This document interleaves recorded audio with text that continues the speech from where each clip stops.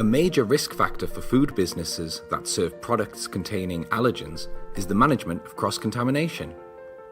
Even with detailed and accurate labeling of ingredients when making pre-packaged products for direct sale, without the appropriate cross-contamination procedures in place, there is still a potential risk to the consumer if they suffer from an allergy. This video is going to explain how you can manage cross-contamination within your business. If you have any ingredients in your business that contain any of the 14 major allergens, then there is always the risk of cross-contamination. In order to minimize this risk, steps should be taken to make sure that allergenic ingredients are stored in such a way that they are clearly labeled and will not pose a risk of contamination to other non-allergenic ingredients, such as using secure lids on containers that have no cracks. Consumers who suffer from allergies can have a reaction after coming into contact with a very small amount of the allergen. Because of this, it is vitally important that any containers used to contain a particular allergen are never used for any other ingredients, as even after a thorough cleaning, some particles may remain. If you are unsure as to whether or not any of the ingredients you use contain an allergen, you can use Eridus to check the product specification, or contact your wholesaler for a product specification for the ingredient you have purchased, which will have all the necessary information. When declaring whether a product you produce is allergen-free, it is important to consider the equipment that is being used to make that product. Knives, pans, chopping boards, measuring spoons, anything that has ever come into contact with an allergen can always pose a risk of cross-contamination. Even if the equipment hasn't been in contact with allergens, it is important to note the proximity to allergenic ingredients, because airborne contamination can occur from substances like nut dust or milk powder in the air.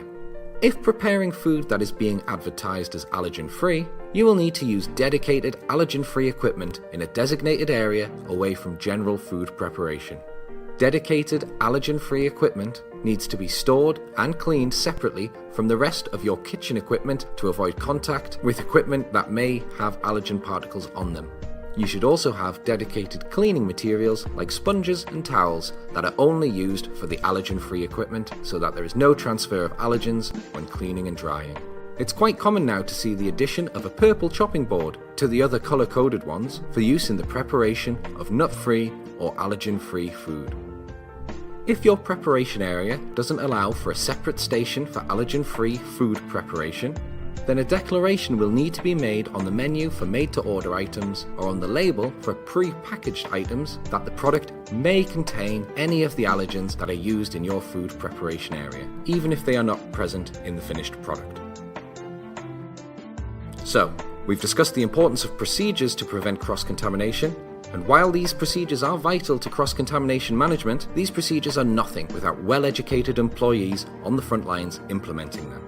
Understanding and awareness of cross-contamination management procedures for all employees who prepare and serve food in your establishment is of paramount importance. Not just the procedures themselves, but also the reason behind them, so that they are aware of the importance of cross-contamination management for the consumer.